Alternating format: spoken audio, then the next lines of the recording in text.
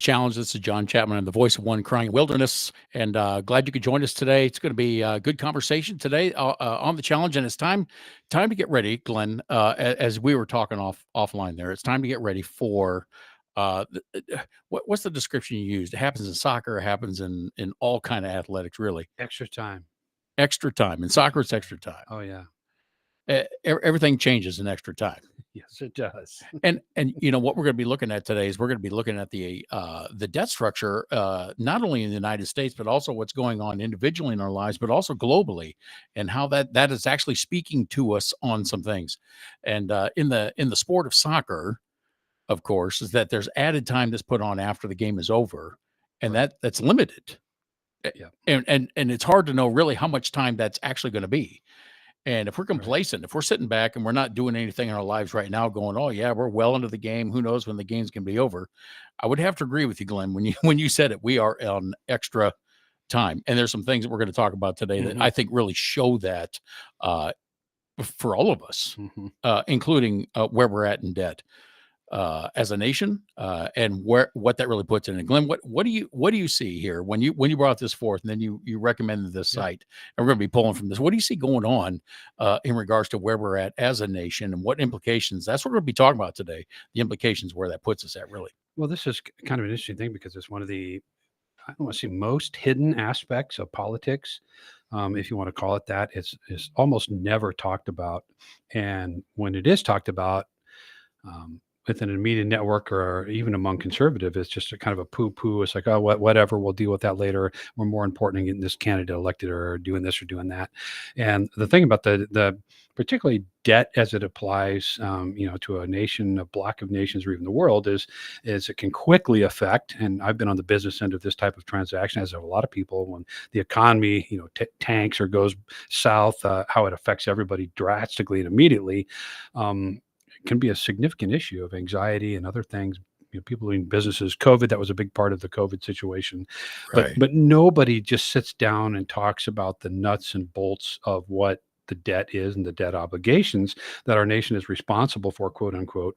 Who gave them that responsibility? Where are they spending the money? Why are they spending the money? And what would ever happen if the Federal Reserve would stop printing money and the federal government says, okay, yeah, Scott, we're going to close for a while and we're not coughing up any more money into the system. What would happen? And no one really goes down that path, except for a few economists that might be out there, blowing their horn and say, "Hey, wait, let's back the bus up and look at some of this." And this could really be a problem. It's something we should be addressing now. And I can remember even clear back in the 1990s that economists were looking and said, well, "This really isn't a path we can go down." And well, at least we've got the debt ceiling in place to restrict some of this activity, and all these things have gone on. And of all things that should bring people together, this is the one topic that should bring people together because its victims are universal. It's not a political entity. It's not a state of opinion. It's, when financial collapse happens, everybody's affected in some way, and nobody wants that. I mean, I think nobody wants that because, like you said, we talk about it in politics now. Like, if you vote for this party, they're going to remedy what's happening financially here. Yeah. Or if you vote for this party, that's going to remedy what's happening there. And it continues to be discussed as something we are remedying by the way we're voting. Right. But it would appear that if you just open the cover of the book on debt, Yeah. we're not touching that very well at all. No. We are not. It's almost like I've got mud in my hand, and if I keep the mud, um, I'm going to benefit. So I'm going to throw it and get rid of it, and I'm going to slander. I'm going to talk about why there's a financial problem with that party or the other party. And as a result of that, we continue to get deeper into what I think we are not paying attention to. Mm. And I think it's a bigger sign. It should be a larger part of, you know, it almost seems like in the scriptures that, Jesus would have said there will be wars and rumors of wars and debt that's not discussed, you know, Right. as one of Right. the Yeah. signs. But let's talk about that for just a minute. In our personal lives, what is our income and our debt, our personal income and our personal debt, how does that impact us as individuals? And how do people generally look at that in our lives? Or should we? Well, it's obvious people, I mean, you can almost not live in society now without having some type of debt, that you have to subscribe to. It's just not possible. To what degree you would like to acquire that debt is one statement. To what types of things you're getting using a system of borrowing is Right. another thing. But the more and more that this happens, the more and more debt is acquired, the more that we try to gather material things at the cost of the bank and not us, the more we're put on the hook to deal with the situation. One of the things I remember from the 2007, 2008 financial crisis, intimately involved with those things that happened there. So many people had gone out and purchased a home an extravagant price, and the banks had no issue issuing a loan for that, so they could get Right. their home that was way overpriced. And then the whole economy tanks, and the banks are left holding the bags, and the banks don't have money, and people were foreclosing on homes, and all of a sudden you had a 300 and a half or $400,000 mortgage that on a house that was worth about $150,000. And so you would foreclose on the mortgage, everything just went south. It just turned it creates this image that everything's fine, but in the very slightest way, with a tanking like that, where the economy just drops out from under you, and all of a sudden you've got no life left. It just totally knocks you down. And unfortunately, in America, that this seems to be something we're not afraid of at all. The homes are going to keep selling. Everything looks great. Nothing's ever going to be a problem. But if you really look under the, subterranean part of this, it's not like this can go on forever. Right. Right. So what is going to happen? What's going on? I don't know. And what's the mentality behind this, that we have been developed into a culture and a country that accepts the level of debt that we're willing to live with, and there's no real capacity to hold accountable. When you talk about 2007, 2008, and the financial crisis that was Hmm. going on, we were at that time, Judy and I were beginning to look for a home to live in. Yeah. And back then, the adage was, do not spend more in your loan payment per month, more than one third of your total income. Hmm. And when during that era, I had taken a few years to build a reasonable amount of credit, but nothing outstanding. And I knew what I made. Hmm. And we were shown a house that they were willing, the bank had already authorized a loan that would have cost me more than 50, almost 60% of my income. And they were okay with it. And then they also stated, and if you want to already do $30,000 worth of improvements on the home once you purchase it, we'll authorize an equitable loan, a home equity loan on top of that. All right. And I remember then looking at this house going, man, I'd like to live there. I like the location. I like the place. I like the swimming pool in the backyard. I like the deck. I like all these kinds of things. And even then I thought that would be cool, but what in the world is happening, that I'm being offered this opportunity to take out a loan for way more? Why am I being offered money that I can't afford? Right. And of course we had we didn't do it, right? Because that would have been foolish. But not everybody, we are offered this hope, almost this hope in the debt. Like, we have debt and there's hope in that. And that was not reasonable. It's not a reasonable life to have now. So now we live in a culture where debt is just acceptable. Right. And as a result of that, we have a country that's in debt. Many of the states individually are in debt, not every one of them, but many of them. And then our lives, we're almost like, well, this is just a part of living. Mm. Well, let's talk about that a little bit, because when I take out a car loan, I expect that after 3 years or 7 years, which is long, Yeah. I'm going to own that car. Well, what are we paying off in the United States that we're going to own? I don't know. And that's what I think we need to talk about today, because we're not owning anything. We're not paying off a debt to own anything. And I would like us to start talking about some of these ratios here, how much the Yeah. country owes, Yeah. and what is it, where is that at? Where is that putting us at right now? Well, one thing I would like to mention, we talked about this, not long ago. The website that I glean lots of my information from is called usdebtclock.org. usdebtclock.org. You can get on any internet site, pull it up on Safari, Google, whatever you got, and it just runs everything real time. The one thing I like about Des Moines is every time I head to the Des Moines airport south on Fleur, I've got this big giant billboard that has That's right. the national debt on it, and it's just bigger than life up there. And I'm sure that most people just don't give it a thought, but hopefully it's changing some people's minds. I really appreciate the folks that have had the courage to put that thing up there, because that's the not even really the biggest picture to look at, but it's something so staggering that people just don't even consider it. But I mean, just to consider, I'm on that website right now, usdebtclock.org. The national debt just here in the last 48 hours or so transitioned to $35 trillion. So $35 trillion now is what the national debt is. And apparently this is an endless number that goes on for eternity from what anyone can determine. So if I was to break this down into each of us, and it's really kind of hits me hard when I go to like a football game or something like that. I'm looking at the stadium of all these tens of thousands of people out there, and you put this number on every head that you see in that football stadium, and that hasn't even scratched the surface of the debt we've got here. Yeah. So the debt per citizen right now, according to this, is $103,000 per citizen, roughly, just on the national debt. And here's another interesting stat for the taxpayer. Per taxpayer is $267,000.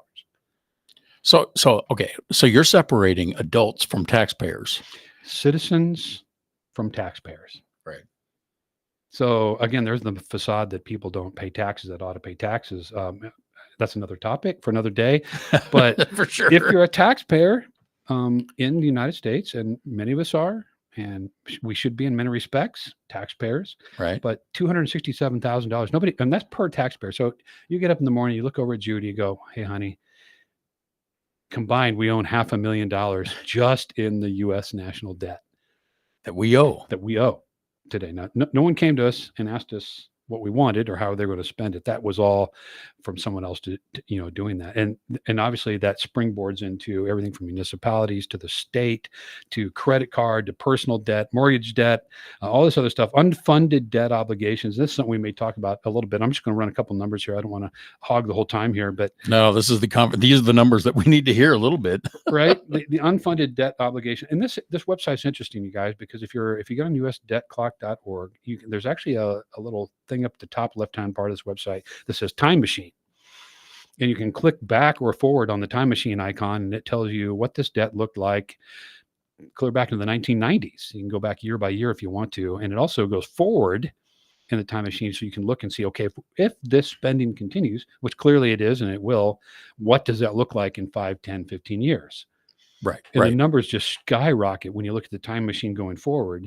No one has a problem with this at the federal government level for some reason. But right now, between Social Security, medical liabilities, and unfunded liabilities, U.S. unfunded liabilities, which includes Medicare, Medicaid, some of those other things as well, liability per citizen is $645,000. $645,000 per citizen, and this does not include the debt itself. These are unfunded debt obligations that we have promised the next generation, Social Security, Medicare, Medicaid, all these things. We've promised them by law that there will not be money available to pay. Could you take a minute and describe them? Because this is a term that many of us don't understand. There's debt, and then there's unfunded debt. Yeah. What does unfunded mean? What is not in place that this is unfunded? Well, it's simply, if you guys are, from what I can tell, I'm going to go on record as saying I'm not a financial planner. Please do not follow any of my financial advice. I didn't go to, business school to learn about economics and all that other stuff, but I'm also not an idiot, and I can read, right. and I know what's kind of going on with this kind of stuff. But if you ever saw the movie Dumb and Dumber, and which basically is modern politics, and the two brothers decide, hey, we found this container, suitcase full of all this money. Let's go buy some stuff. So they blew the whole thing. Right, they bought a Ferrari, they bought all this stuff, and they wrote on a piece of paper, IOU, and stuck a bunch of stick-it notes with IOUs back into the suitcase, which, of course, the bad guys find later on. I can't believe this has happened. But that's ultimately what unfunded debt obligations are. It's the government saying, okay, you've contributed X amount of dollars into your Social Security tax, which if you go home and look at your statement today, you're going to go, what the heck? And Medicare, Medicaid, all that stuff is coming out of your personal check right now as a tax. But the problem is you'll see very little or none of that in 15 to 20 years because they promised everybody amount of money that they're simply not putting into the account to pay for. Right. Right. So therefore, it's a debt obligation by law, but they don't have the money to pay for it. So there's no money that will go into the effect. You hear the politicians on occasion, well, there won't be any money for Social Security. And there's already talk, last year in 23, the senators brought up, we should push, 70 now to people that can actually start receiving Social Security because they know that there's no money there. The money is dwindling. So their choices are we either increase the tax or we decrease the benefits, or we wait till a long period of time until you receive the benefits instead of the times they have right now. So it's just this monster, this kind of subterranean, just waiting for its next victim, and no one's even talking about it on the political spectrum. Right. And when we talk about, I mean, several years ago, I know it was the Obama administration then that talked about waiting for retirement, extending that time out. Yep. And the conversation that I was having with people at that time, and everybody's like, well, you're going to work longer just because they need to get more money into into Right. retirement for people, Social Security and things. But what they weren't saying is the money that's already not there. So it's not that we're trying to bolster that up or make that a better entity, because they were posing health as a government benefit now, Right. Because they were trying to push that system, which has been pushed, by the way. It's in our system now. And what are we doing about it now? Nothing. We're all reaping the not benefit of it. So what we've done is we've increased the debt load, and it's a tax penalty now. So if you take a decreased cost in health for that type of medical program, if you make more money in your own business, you will be taxed extra to pay for that, and it's already not funding something. It's already unfundable. Right. The debt on that. Right. And we're and everything is talked about as if, hey, this is taking care of you. This is paid for. We're equally distributing. We're distributing the money. We're taking from the rich and we're giving it to the poor. And this is an equal distribution going on. And in a fair world, that would be might seem loving, Right. but all of this is already unfunded. Right. And so really the thing, how this kind of correlates into, we can talk about some of these other numbers as well, how this kind of correlates into the situation we're talking about. We're into extra time or extra minutes, or the 2-minute drill, the 2-minute warning, if you will, because the numbers just don't lie. It just, this can't go on forever.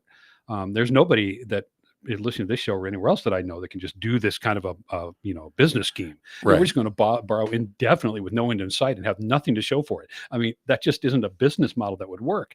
And so at some point, Americans, and it doesn't matter what your background is, if you claim to know Christ, if you claim not to, if whatever your bent is, you got to ask yourself, what are they doing?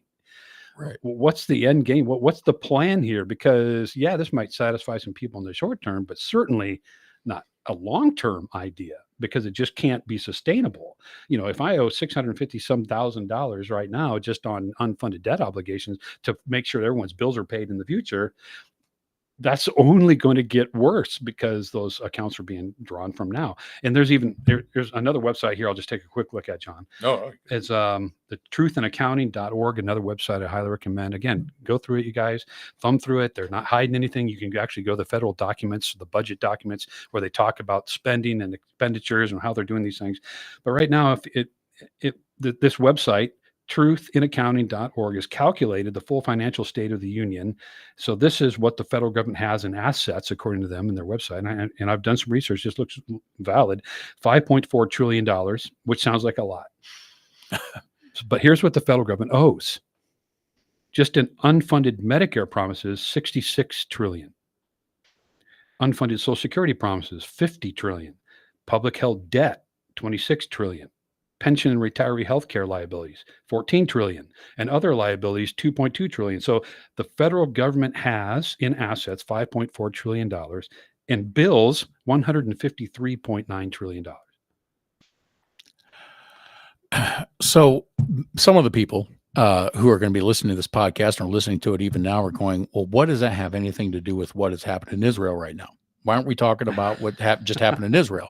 Why aren't we talking about the children that just got killed on the soccer field? Why isn't this podcast talking about that? Why aren't we talking about that right right now.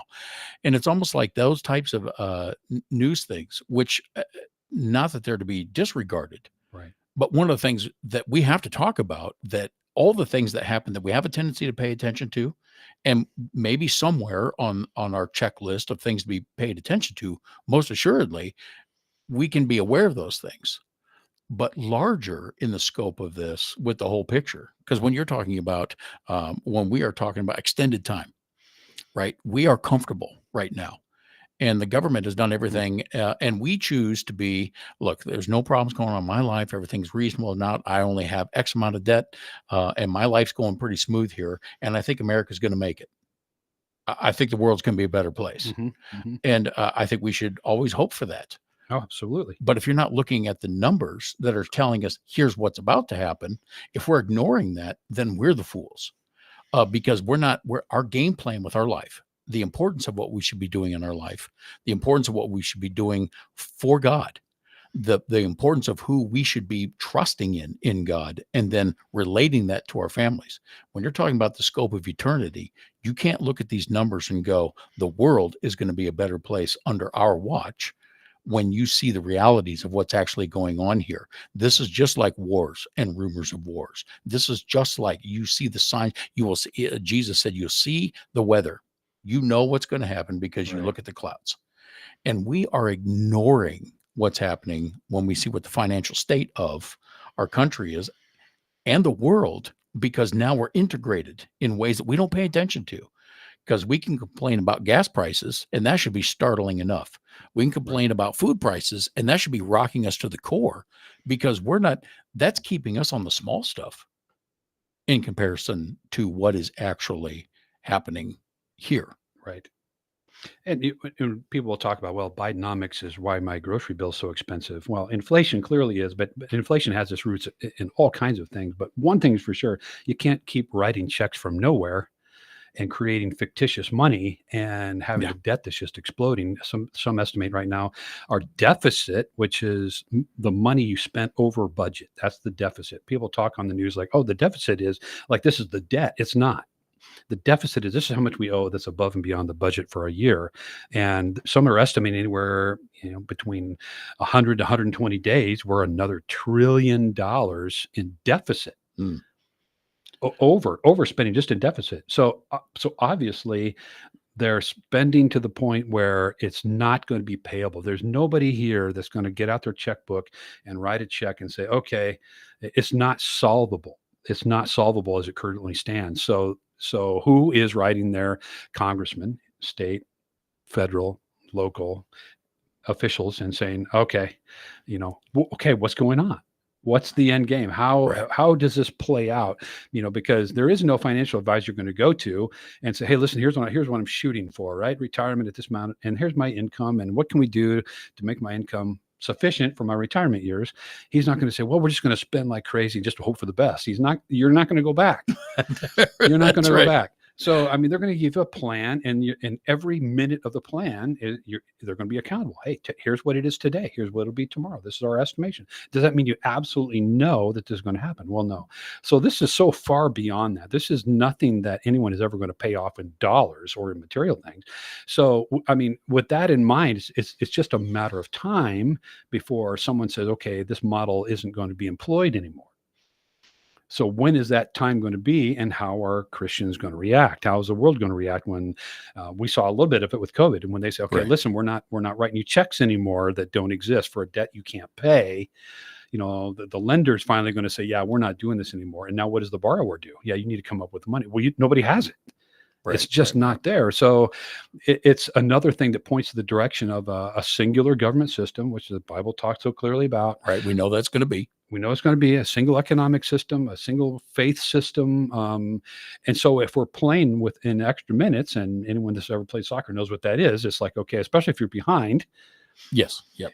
okay, we need to step up our game because we really don't know when the end of the game is. So we need to get going here. We're kind of way past that. And this should be something that people can, come together and talk about, say, listen, this is the one thing we can agree on. This is a problem. There's no end in sight. So what should we be doing? What should we be doing before the Lord to fulfill the will he's got for us? And that's a question, I think, that if when we are when we are benefiting, we don't feel like there's any pressure. If we're not actually understanding that we are at the end of a game, the we're not sitting here. Glenn and I are not sitting here going, you know what, we got to figure out a way to solve this. No. That's not what this is about today. We're not sitting there going, you know what, if we all just curb our spending a little bit, buy 1 gallon less of milk, Yeah. drive a few less miles, and while we're all busy with the intention of trying to save a planet, right? Which is a lot of Supposedly. money, supposedly, Hmm. and we're supposed to do that. And we're all going, well, that's what we need to be doing. Or maybe my part is I can maybe reduce my own credit card debt. Right. That is not the program. That is not what we're talking about here. We are talking about that there's a transition that happens that, and the scripture speaks to this. There's a transition that happens that when somebody is the borrower and somebody is the lender, eventually, if the borrower cannot pay back the lender, the nature of that relationship changes. Yes. And that's what we're talking about. Every month I pay a mortgage, I pay that bill. In an invisible sort of way, every time that I cut that check, I am shaking hands and they're saying, thank you again for doing this. Yep. But when that goes 2 months, 3 months, 4 months, the bank shows up and says, we're here because we can't shake hands right at the moment. The nature of this is changing. And if I say, well, if you were a godly bank, you would just forgive me my debt and let me have the house. But the reality of all lending and borrowing is that if there's a borrower who cannot pay, the lender is going to extract. Yep. And it happens with the home. So obviously that translates into something else. When we think we're living in a free society that is in so much debt, eventually the lender, but the question is now, who is that? Mm. Because we're integrated globally now. And there's a lot of stuff going along with those lines. And one of the things that's basically universally accepted, and this is another show for guys that know far more about this than me, but the Federal Reserve is a very mysterious group of guys, very mysterious group. And anyone that knows anything about them understands that there's not much we know about it. So you can add that into the mix. But if any of this is true that we're talking about, and it clearly is, it's written all over the papers. It's well worth a look if you've never looked into this kind of thing before because you're bored with numbers and you don't like economics. I totally agree. I don't either. I think people that do are weird, but they're out there. This is worth a look because this is more than just numbers. This is some other stuff going on. As we enter the fall season, it won't be long before. Depending on many political situations, of course, where someone's going to say, well, we're a little short on cash. The government's out of money, which will come soon. It came actually pretty early this year in the spring. They're going to come in the fall. So we're out of money. So in order for us to keep the government open, we're going to have to extend or make some concessions. And the Senate and the House will bickered about who closes what. And oh my gosh, we can have the government shut down. But the inevitable statement that will be universal, and I guarantee it, I 100% guarantee it, is they will say, we don't have enough money because we're over budget. We're out of money. And they won't be lying. You will be out of money, and then they'll bicker about what happens if the government quits. And then what they will do is they will extend the debt. They will allow more debt to compensate for the loss of money they have at the end of the budget year. It's just a guarantee. I mean, you don't even need to watch TV. Get up in the morning in the fall, go, okay, here it is. It's anytime, and it'll happen again. And so you got to ask yourself, okay, this is apparently the new trend indefinitely. So where are they going with this? And why are we doing this? Why do the American people tolerate this? At least write your congressman and say, listen, we're kind of tired of you guys taking all of our future and our kids' future and grandkids' future and throwing it away. But that apparently isn't going to stop the machine at all. So to say that we're playing in a 2-minute drill is a kind of maybe even a gross understatement because the monster is getting bigger at an incredible rate. Right. And I think when we start talking about, I mean, I'm gonna say this at the moment because with the elections coming up this year in November, 2024, right? They're coming up. And many of us are going to look at that and go, well, thank goodness, we're going to try to, many people want to vote responsibly, it seems, or conservatively. Like the idea is like, we need somebody in there who can reduce spending, reduce the debt. We need to handle that. It's always a political issue. And then you're right. Once it doesn't matter who gets voted in. Hey, everybody, we're out of money. And it's amazing how all of a sudden the quote bipartisanship shows up. Mm. Everybody, Mm. everybody who you disagreed with, everybody who you didn't wish was in power, they all go, well, you know what? I mean, isn't it interesting to me? It's interesting to me that the American people, we suddenly all get afraid when somebody in the government says, if we don't extend the credit, the government's going to shut down.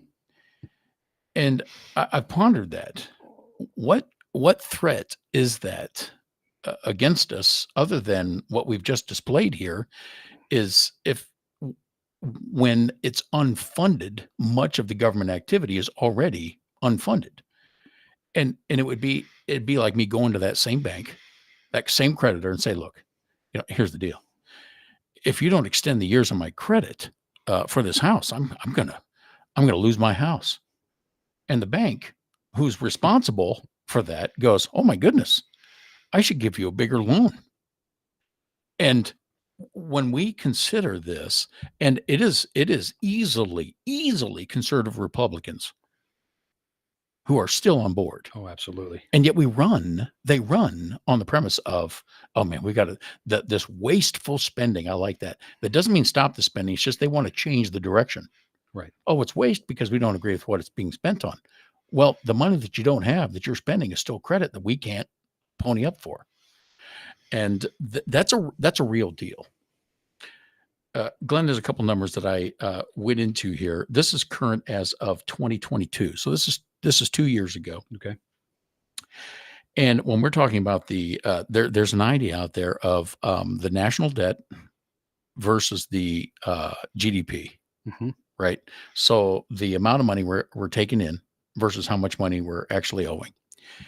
And these two numbers, I looked up the U.S. and while I was doing that, I also found Norway's. Of course, I love the great country of Norway. Yeah, absolutely. And how many times have we heard while people were trying to get government funded medical done for everybody because that would just be better for everybody. And everybody that I would talk to in the United States, they say, well, Europe, they've got a great socialist system in there. And they're able to pay for everybody's medical and say it's free. And this is wonderful. And so this is a bit of information that I found very interesting because one of the things that most people don't know or ever bother to look up, and people say, well, I hear this works in Norway. And what a wonderful country that is. And I would agree with that. It is a wonderful country. The year I lived there was wonderful.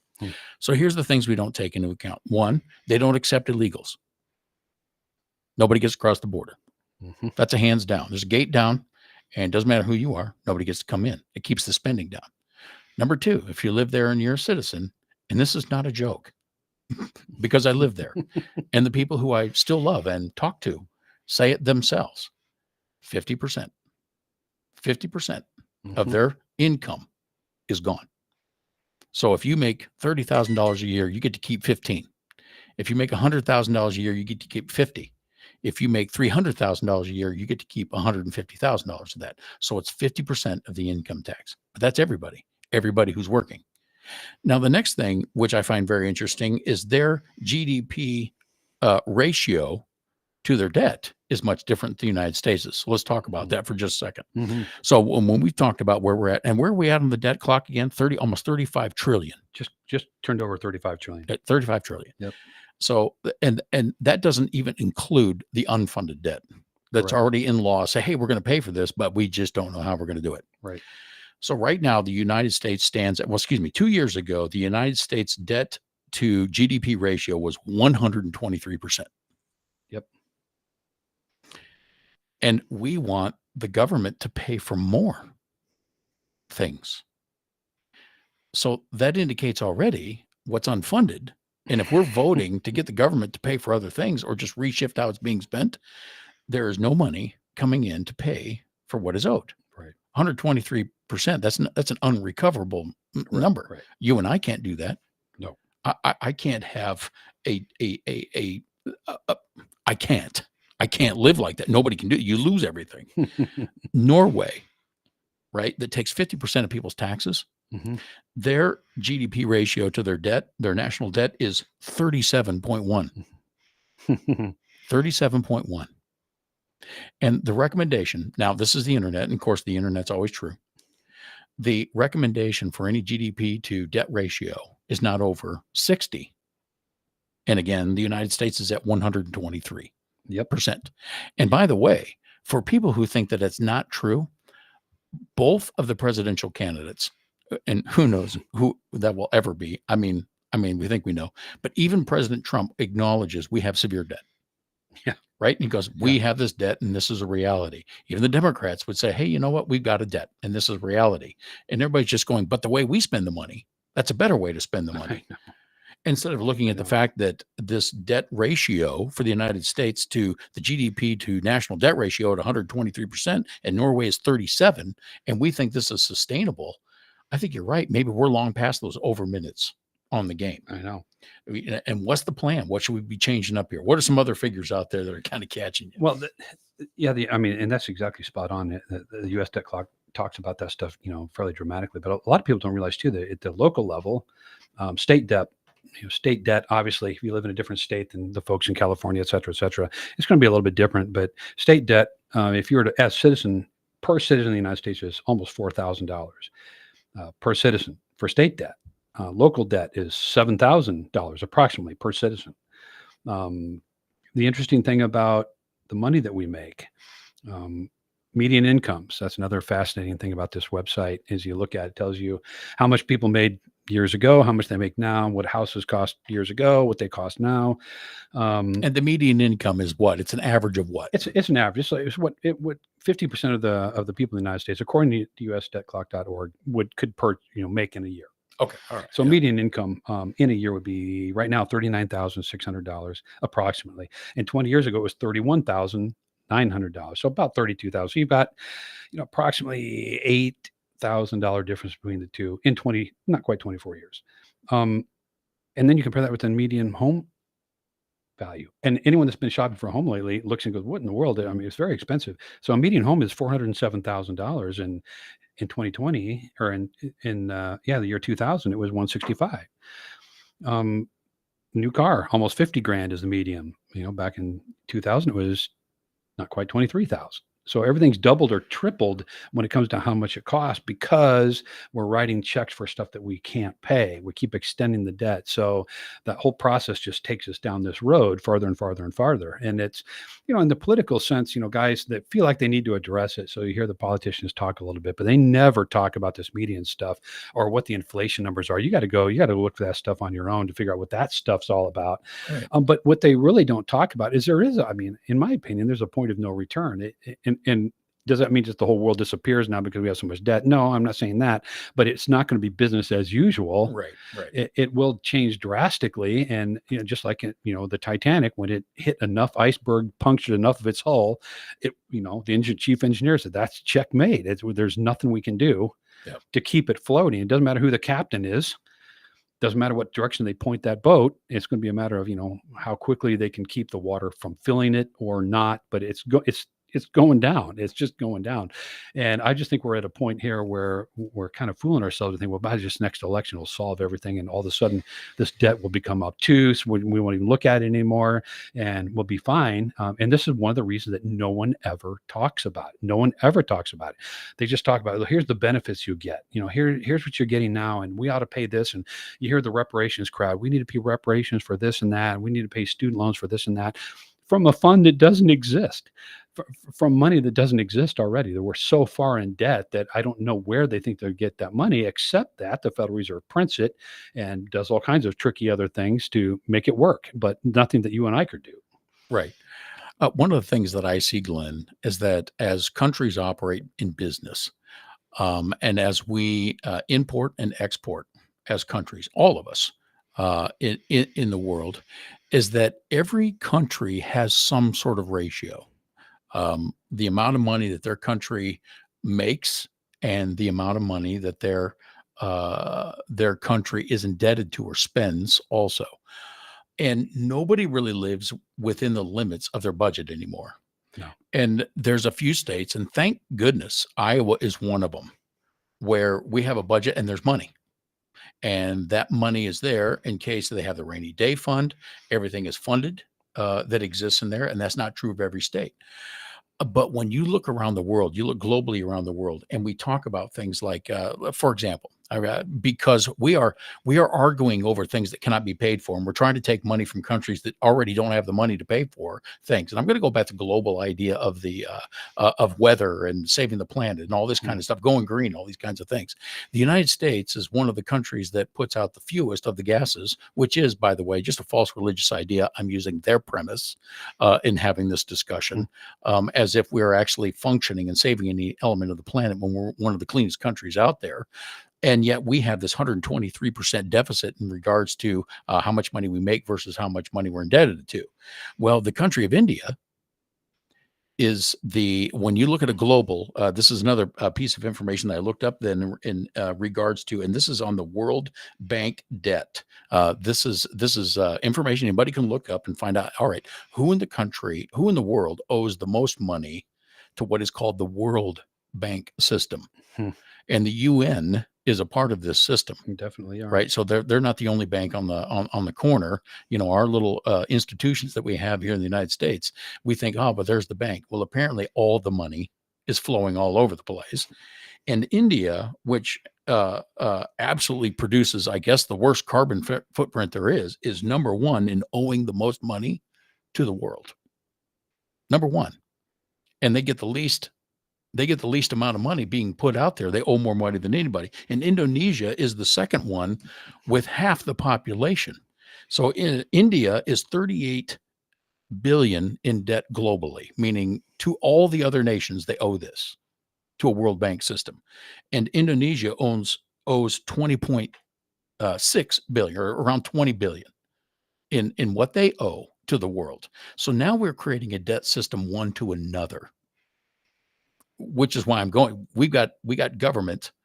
The United States has its own constitutional government, and the world is economically tied to one another, where we all begin to owe one another. What does this mean? And then who is the bank that says, hey, you can't pay for your house anymore? Now we're going to take over some ownership here. Now, this does not change who we are as Christians. This doesn't change that we're supposed to render unto Caesar what's Caesar's, but more importantly, render unto God what is God's.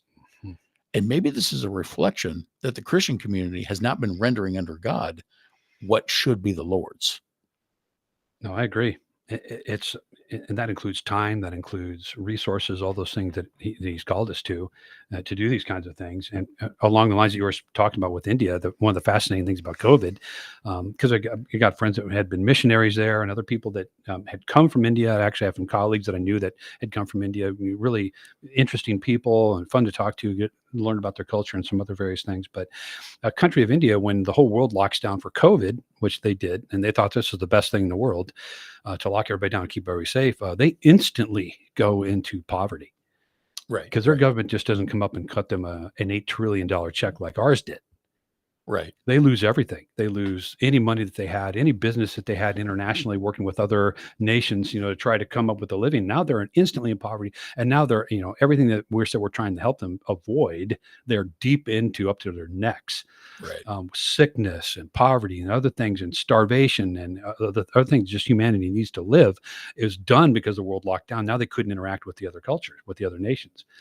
Just because they couldn't get a check for themselves and make this work. And somehow we thought this was a good idea, which is another topic for another story. But but with the debt system set up like this, and the way this kind of set up like this, I can foresee a time where America would be the same way. We just don't have any more money to do this. So let's just add a pandemic into that, or any type of other global situation. And so we don't have the money for that. And instantly you've got poverty in the United States, off the charts, right? Just instantly. And no one even considers it. No one plans for it. Everyone thinks that the government has taken care of me thus far, therefore they will forever. And I can't imagine a scenario otherwise. And boy, that would set up a great situation for a government leader, maybe locally or globally. It would be a biblical situation where they say, listen, I'm that guy. Right. I'm that guy. If you just compromise a little bit of your sovereignty, a little bit of your economics, a little bit of your religious belief, I will take you to the promised land. I'll keep you as safe and secure as you can possibly imagine. And it's just going to be, there's going to be the people that know and the people that don't. Right. And the people that are living the 2-minute drill right now that realize that the Lord's coming quick, we see all the signs. There's trouble coming. We'll be in a good place, but there's going to be people that will quickly capitulate and they'll sign on with a new world order. Right. And now we're talking about what Revelation talks about. Now we're talking about taking some sort of a mark, which is to believe in the system of man and come into agreement with it. Yep. And as we tying this conversation into exactly what the 2 minute, well, what's the term again? The Extended time. the extended time, right? Right. Yep. We're in the position of our lives right now is that if we are acclimating to a debt system and willing to walk in this, we're coming into agreement with man being the rulership. And when you talk about a single individual or a singular governance coming together, this debt clock that's going on, this amount of debt that we're in as a country, individually as states, to the world, one to another, this debt clock is saying there's going to be a transition of sovereignty. Yep. That's what it's saying. It's saying there's going to be a transition of sovereignty. And the challenge there is to the Christian community, and I'm speaking now to the Christian community, is are you going to accept that at that point? Are you going to be an individual? You know, we're in the 2 minute game plan here where it's kind of live or die. And what I want to say is it's time for us to take a reassessment on our own lives and look in the mirror and go, wait a minute, who am I living for? And what do I live for? Mm-hmm. Glenn, you brought this scripture out. If I can read it here in Matthew chapter 6, we were talking about this before the start of the show today. No one can serve, verse 24, Matthew 6, no one can serve two masters, for either he will hate the one and love the other, or he will be devoted to one and despise the other. You cannot serve God and mammon or wealth. And so when Revelation talks about accepting a mark, meaning, okay, I'm on with the world's system, are we preparing ourselves as Christians to be the ones that say, I do not accept the world's system? I will not deny the authority of Christ as king instead of the authority of the world. That is the same concept that the pilgrims left England to even come to this country, is we will not sign a piece of paper that says the king of the land is the highest king. The highest king is Jesus. And Revelation says there will be people who deny Jesus as the highest king. That's because there'll be another option. And what we're seeing here in these debt figures is that option is coming. That option is in front of us. That idea is in front of us. And these numbers are out there to say, well, how close are we to Jesus's return? Well, I can tell you this, we're awfully close to the world all looking at one another. Now, here's a thought. I've never thought of this before. How can we avoid another world war? Well, it's to create one unified country under a single governance system, because all the people owe one another. And the only way to pay that debt is to give up our sovereignty as individuals in Christ to a world idea of man, just to avoid war. We're close. We're very close. We're very close on that. I heard an economist say once, and this really kind of contributes to the subject. It's, bankruptcy or default. He was an economist, an interesting guy. He says, you're going completely bankrupt a little bit at a time, and then all at once. And it's that steep cliff drop of, okay, I'm not paying well and things look kind of tricky, to all of a sudden you're bankrupt. You're not getting any money from anybody. And now your life is completely different. I'm not going to the ATM and getting cash out. I'm not, going to the bank and writing a check. I'm not using my credit card because my credit's all defaulted. I got nothing. I'm totally bankrupt. And that will be a very stunning thing for a lot of people when it comes at that level.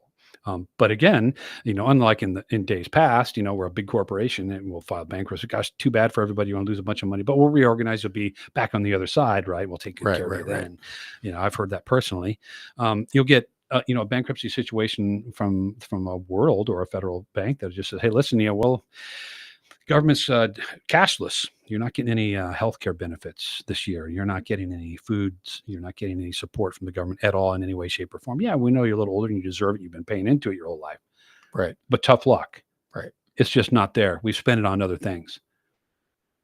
We spent your money on other things. And people are going to be livid and they're going to be desperate and they're going to be frustrated. And the governments of the world are going to say, great, good for you. Tough luck. That's the way it is, you know. And so here's the new thing: you can accept or not. And that's the way they're going to play the game. And so any politician I look that gets on board with all these extensions on this debt spending tells me right where they stand.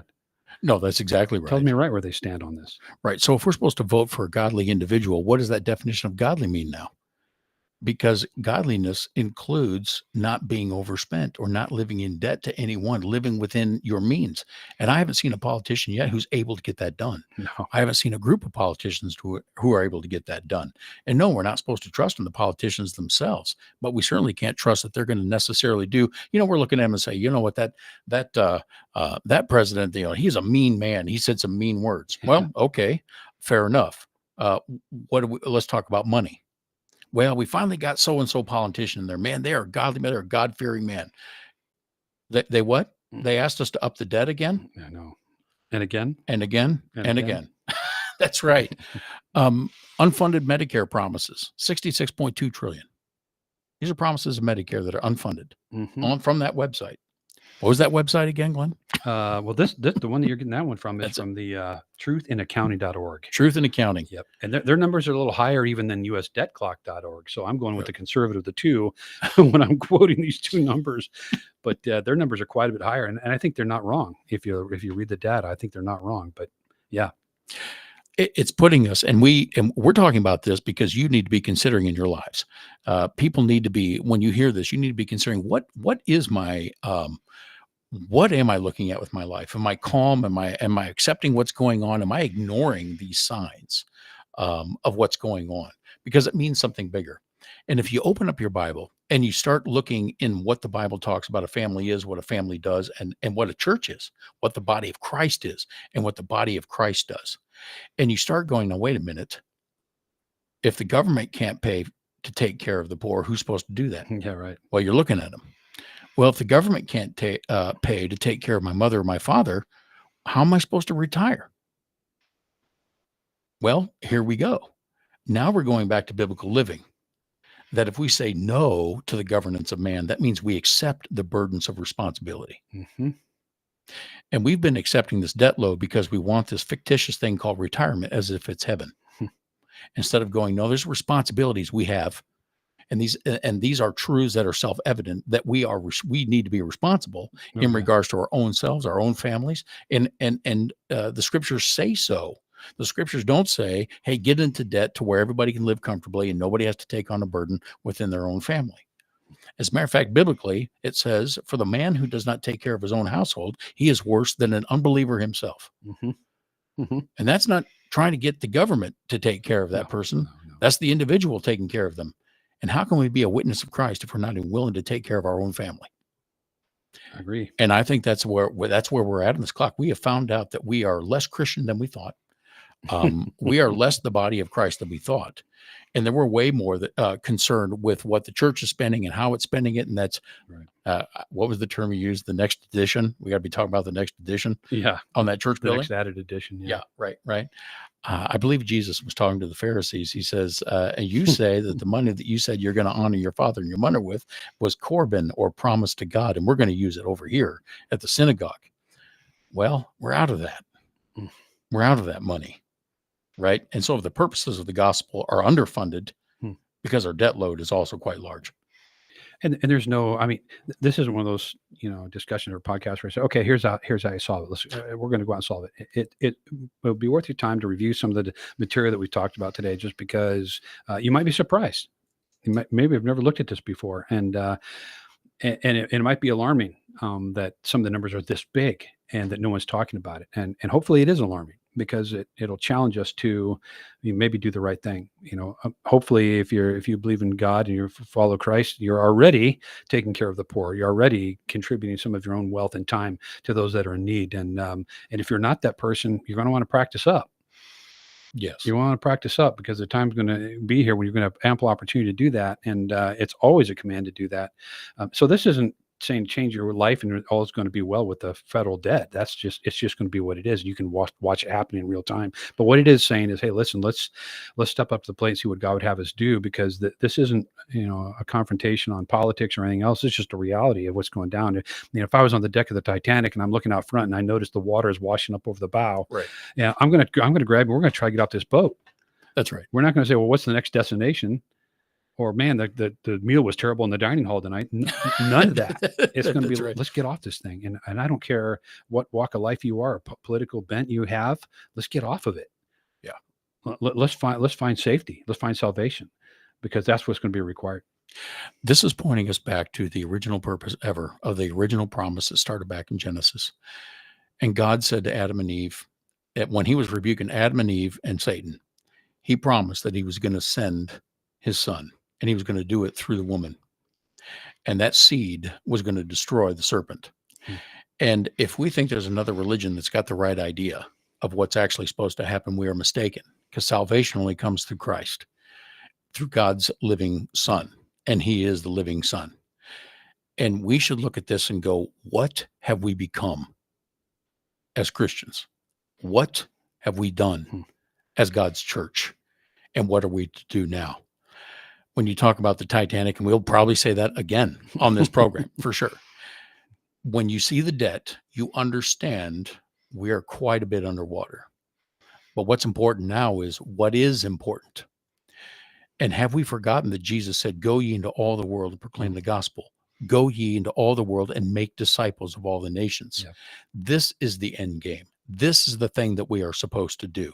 And if we're going down with that Titanic, we should be looking around and see who's flopping around in the water and say, do you know Jesus? I'm here to bring you a message that saves. Yep. That's where the church should be right now. Yep. We should be on a hustle right now that runs out to every person who has never heard the gospel and begin to employ them to come in, to begin to beseech them to come in, to go out into the highways and the byways and say, look, this is the time we're in. Do you know Jesus? Because this is what the debt means. You can't write a check, Glenn. I can't write a check. No. Our country can't write a check. But what it's telling us is, where is the focus of the church? And it is time to. Yep, I agree. Without question. I want to thank you for everybody joining us today. Again, we're not going to solve the problem of the debt, but we want to challenge you with this. Look this information up. Glenn, could you put that website out there again? I want people to really get a hold of this and have the opportunity to start digging into this. The big one that you need to look at is usdebtclock.org. And because that's an interactive website, you can just tap on the various links. It explains all the details. It tells you what they're talking about and what they're getting from it. That's a significant one to look at in real time. The next one is Truth in Accounting. These guys dig into the nuts and bolts of everything budget related to the federal, state, and local level in some cases. It's another good website to look and even check out your own state and see what kind of debt situation you have there. So, yeah, those two resources, truthinaccounting.org and usdebtclock.org. Go check those out. We want to thank whitedovministries.net for supporting the podcast today. Thank you for joining us every Wednesday at 4 p.m. You can join us here on the challenge and take this information and evaluate your life. See where you're at and see if this doesn't help curb and align the things that God is actually having you to do in your life, and go, you know what? There's some fat I need to trim off, and there's a new way I need to steer. There's a new way I need to gear, and that is the direction I need to go. I see this reality. We are not without hope, because that is what Christ has placed inside of us because of eternity, not from what's happening down here. But these are the signs that we are dealing with. This is the weather pattern that we're seeing, and we should be living accordingly. God bless you all, and choose this day whom you will serve. As for me and my house, we will serve the Lord. God bless.